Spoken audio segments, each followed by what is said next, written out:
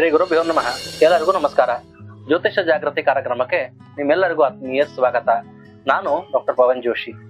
ಇವತ್ತಿನ ನಮ್ಮ ವಿಷಯ ಜ್ಯೋತಿಷ್ಯ ಶಾಸ್ತ್ರ ಮತ್ತು ಹೃದಯ ರೋಗ, ಹಾರ್ಟ್ ಡಿಸೀಸಸ್ ಅಂಡ್ ಅಸ್ಟ್ರಾಲಜಿ. ಜ್ಯೋತಿಷ್ಯ ಶಾಸ್ತ್ರದಲ್ಲಿ ನಾವು ಹೇಳ್ತೀವಿ ಆರೋಗ್ಯ ಜ್ಯೋತಿಷ್ಯ ಅಂತ ಒಂದು ವಿಭಾಗ ಬರ್ತದ. ಆ ವಿಭಾಗಗಳಲ್ಲಿ ಕಾಲಪುರುಷನ ಅಂಗಾಂಗಗಳ ಬಗ್ಗೆ, ಕಾಲಾಂಗಾನಿ ವರಾಂಗ ಆನನ ಋತುಡ ವಾಸವೃತೋ, ಈ ಕಾಲಪುರುಷನ ಶಿರಸ್ಸಿನಿಂದ ಪಾದ ಪರ್ಯಂತವಾಗಿ ಏನು ಅಂಗಾಂಗಗಳವ 12 ರಾಶಿ 9 ಗ್ರಹ 27 ನಕ್ಷತ್ರಗಳಿಂದ ವಿಭಜನೆ ಮಾಡಿ ಆಯಾ ಗ್ರಹಗಳು, ರಾಶಿಗಳು, ನಕ್ಷತ್ರಗಳು ಇಂತಿಂತ ಅಂಗಾಂಗಗಳಿಗೆ ಸೂಚಕ ಅಂತ ನಾವು ಕರಿತೀವಿ. ಈ ಹೃದಯ ರೋಗ ಅನ್ನುವುದು ಬಹಳ ಪ್ರಾಚೀನವಾದ ರೋಗ. ಹೃದಯ ರೋಗ, ಹೃದಯಾಘಾತ, ಹೃದಯದ ಆಘಾತದಿಂದ ಉಂಟಾಗುವಂತಹ ಸಾವುಗಳು ಅಗದಿ ಸಾಮಾನ್ಯ. ಒಂದು 100 ಸಾವಿನಲ್ಲಿ 70ರಿಂದ 80 ಸಾವುಗಳು ಇದರಿಂದನೇ ಆಗಿರ್ತಾವ. ಅಂತ ಒಂದು ಕಾಯಿಲೆ. ಸಾಮಾನ್ಯವಾಗಿ ಜ್ಯೋತಿಷ್ಯ ಗ್ರಂಥಗಳಲ್ಲಿ ಚತುರ್ಥ ಸ್ಥಾನ ಹೃದಯ ಸ್ಥಾನ, ಪೂರ್ವ ಪುಣ್ಯ ಸ್ಥಾನ ಹೃದಯ ಸ್ಥಾನ ಅಂತನೂ ನಾವು ಕರಿತೀವಿ. ಸೂರ್ಯ ಮತ್ತೆ ಮಂಗಳ, ಚಂದ್ರ, ಯಾಕಂದ್ರೆ ರಕ್ತಕಾರಕ ಚಂದ್ರ, ಅದರ ಸಂಚಾರ ಮತ್ತೆ ಮಾಂಸ ಮಂಗಳ, ಗುರು ಕೊಲೆಸ್ಟ್ರಾಲ್, ಗುರು ಶುಕ್ರರು, ಹಿಂಗೆ ಚತುರ್ಥ ಪಂಚಮ ಸ್ಥಾನ, ರೋಗಸ್ಥಾನ, ಷಷ್ಟಾಷ್ಟಕ ಸ್ಥಾನಗಳು, ಪಾಪಗ್ರಹಗಳು, ರವಿ, ಮಂಗಳ, ಚಂದ್ರ, ಗುರು ಶುಕ್ರರು. ಮತ್ತೆ ಮುಖ್ಯವಾಗಿ ಹೇಳುವುದಾದರೆ ಈ ಹಾರ್ಟ್ ಅಟ್ಯಾಕ್, ಮಯೋಕಾರ್ಡಿಯೋ ಇನ್ಫ್ರಾಕ್ಷನ್ಸ್ ಅಂತ ಏನು ಕರಿತೀವಿ, MI, ಅಂದರೆ ಹೃದಯದಲ್ಲೆಲ್ಲೋ ಒಂದ್ ಕಡೆ ಬ್ಲಾಕ್ ಆಗಿ, ಆ ಬ್ಲಾಕಿನಿಂದಾಗಿ ರಕ್ತ ಸಂಚಾರದ ಕೊರತೆ ಆಗಿ ಮನುಷ್ಯನ ದೇಹದಲ್ಲಿ, ಅಂದ್ರೆ ಹೃದಯಕ್ಕೆ ಒಂದು ಆಯಾಸ ಬೇರೆ ಇರ್ತದ, ದೇಹಕ್ಕೆ ಒಂದು ಆಯಾಸ ಬೇರೆ ಇರ್ತದ. ಅದಕ್ಕೆ ನಾವು ಚೆಸ್ಟ್ ಎಜೈನಾ ಅಂತನೂ ಕರಿತೇವೆ. ಆ ಹೃದಯಕ್ಕೆ ಆಗುವಂತ ಆಯಾಸದ ದೋಷಗಳು ಅದು ಗುರುಗ್ರಹದಿಂದ ಉಂಟಾಗ್ತದ, ಮಂಗಳ ಗ್ರಹದಿಂದ ಉಂಟಾಗ್ತದ. ಸಣ್ಣ ಪುಟ್ಟ ಹಾರ್ಟಿನ ಕಾಯಿಲೆಗಳು, ಹಾರ್ಟ್ ವೀಕ್ ಅದ, EF ಅಂತ ನಾವೇನ್ ಕರಿತೇವಿ, it should be more than 60% ಅಂತ ಡಾಕ್ಟರ್ಸ್. ಆ ಹಾರ್ಟ್ ಫಂಕ್ಷನಿಂಗ್ ಅದು ಮುಖ್ಯವಾಗಿ ಸೂರ್ಯನಿಂದ ಆಗ್ತದ. ಹೃದಯ ಕಾರಕವ ಸೂರ್ಯ. ಹಂಗಾಗಿ ಇವತ್ತಿನ ಕಾಲಮಾನದಲ್ಲಿ ಯಾರ ಜಾತಕದಲ್ಲಿ ನೋಡ್ರಿ, ನಿಸ್ಸಂದೇಹವಾಗಿ ಭಾರತ ದೇಶದಲ್ಲಿ ಹೃದಯಾಘಾತದ ಸಂಖ್ಯೆ ಯಾವತ್ತೂ ಹೆಚ್ಚದ. India is a mother of major cardiac arrest and attacks. ಅದ್ಯಾವ ಏನೋ ಕಾರಣ ಇರಬಹುದು, ಇಟ್ಸ್ ಅವರ್ ಭಾರತೀಯರ ಹೆರಿಡಿಟಿನೂ ಇರಬಹುದು. ಆದರೆ ಹೆಚ್ಚು ಪ್ರಮಾಣದಲ್ಲಿ ನೋಡುವುದಾದರೆ ಜ್ಯೋತಿಷ್ಯ ಶಾಸ್ತ್ರದಲ್ಲಿ ಹೃದಯಾಘಾತದ ಸೂಚನೆಯನ್ನ ನೀಡಬಹುದು ಅಥವಾ ಸಂಕೇತವನ್ನು ಕೂಡ ನೀಡಬಹುದು. ಯಾರ ಜಾತಕದಲ್ಲಿ ಚತುರ್ಥ ಪಂಚಮಾಧಿಪತಿಗಳು ಷಷ್ಟಾಷ್ಟಕ ಅಧಿಪತಿಗಳ ಜೊತೆ ಅಥವಾ ಪಾಪಗ್ರಹಗಳ ಜೊತೆ ಯುಕ್ತರಾಗಿ ಆ ದಶಾಕಾಲ ಏನಾದರೂ ಬಂದರೆ ಅಂತಹ ಸಮಯದಲ್ಲಿ ಹೃದಯಾಘಾತ ಆಗುವ ಸಾಧ್ಯತೆ ಹೆಚ್ಚಾಗಿರ್ತದ. ಅದರಿಂದಾಗಿ ದುಷ್ಪರಿಣಾಮವಾಗಿ ಬಹಳಷ್ಟು ದಿನಗಳ ಕಾಲ ಚಿಕಿತ್ಸೆಯನ್ನು ಪಡೆದು ಅನೇಕ ಸಮಸ್ಯೆಗಳಿಗೆ ನಾವು ಒಳಗಾಗುವಂತ ಸಾಧ್ಯತೆ ಇರ್ತದೆ.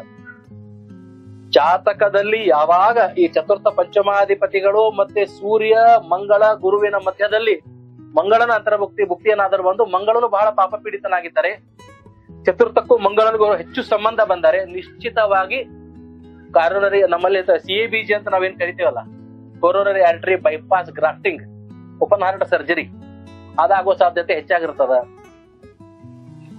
ಮತ್ತೆ ಮುಖ್ಯವಾಗಿ ಹೇಳುವುದಾದರೆ ಎಲ್ಲೋ ಒಂದ್ ಕಡೆ ಒಂದು ಆರ್ಟರಿ ಹೋಗಿರ್ತದ, ಅಲ್ಲಿ ಎಲ್ಲೋ ಒಂದ್ ಕಡೆ ಕೊಲೆಸ್ಟ್ರಾಲ್ ರಕ್ತ ಸಂಚಾರವನ್ನ ಬ್ಲಾಕ್ ಮಾಡಿರ್ತದ ಮಂಗಳ ಮತ್ತು ಸೂರ್ಯನಿಂದ. ಅಂದ್ರೆ ಪಾಪಗ್ರಹಗಳ ಪ್ರಭಾವ ಕಡಿಮೆ ಅದ. ಅವಾಗ ಏನಾಗ್ತದ ಅಂದ್ರೆ ಸ್ವಲ್ಪ ಬ್ಲಾಕ್ ಆಗಿರ್ತದೆ, 60-70% 80% ಬ್ಲಾಕ್ ಆಗಿರ್ತದ. ಅದು ಮಾತ್ರೆಗಳಿಂದ ಗುಣ ಆಗುವಂತ ಸಾಧ್ಯತೆ ಇರ್ತದೆ. ಯಾವಾಗ ಜಂಕ್ಷನ್ ಅಂತ ಕರಿತೇವೆ ನಾವು, ಒಂದು ನರದಿಂದ ಒಂದು ಆರ್ಟರಿಯಿಂದ ಅನೇಕ ಆರ್ಟರಿಗಳಿಗೆ ಹೋಗುವಂತ multiple supply of the blood ಅದ ಬ್ಲಾಕ್ ಆಗಿರ್ತದೆ, ಅಲ್ಲಿ ಕೊಲೆಸ್ಟ್ರಾಲ್ ಬ್ಲಾಕ್ ಮಾಡಿರ್ತದೆ. ಅದನ್ನ ನಾವು ಈ ಚತುರ್ಗ್ರಹಾರಿಷ್ಟ ಯೋಗ ಅಂತ ಕರಿತೇವೆ.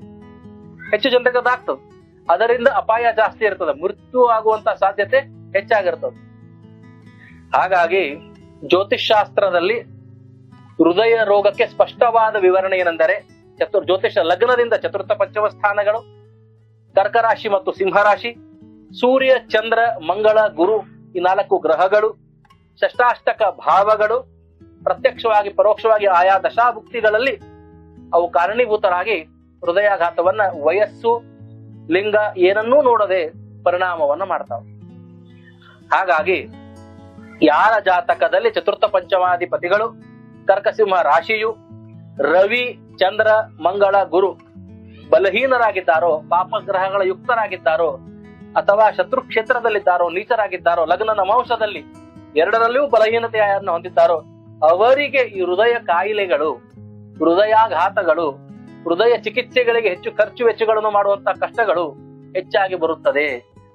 ಹಾಗಾಗಿ ಆದಿತ್ಯ ಹೃದಯ, ವಿಷ್ಣು ಸಹಸ್ರನಾಮ, ಸೂರ್ಯನ ಅಷ್ಟಕ ಸ್ತೋತ್ರ, ಗೋಧಿಯ ದಾನ, ಕೆಂಪು ವಸ್ತ್ರದ ದಾನ ಇವೆಲ್ಲವನ್ನ ಮಾಡುವುದರಿಂದ ಮತ್ತೆ ಆರೋಗ್ಯವನ್ನ ಆಯುರ್ವೇದ ಹೇಳುವ ರೀತಿಯಲ್ಲಿ ಕಾಪಾಡಿಕೊಳ್ಳುವುದರಿಂದ ಅನೇಕ ಸಮಸ್ಯೆಗಳು ನಿವಾರಣೆ ಆಗುತ್ತದೆ.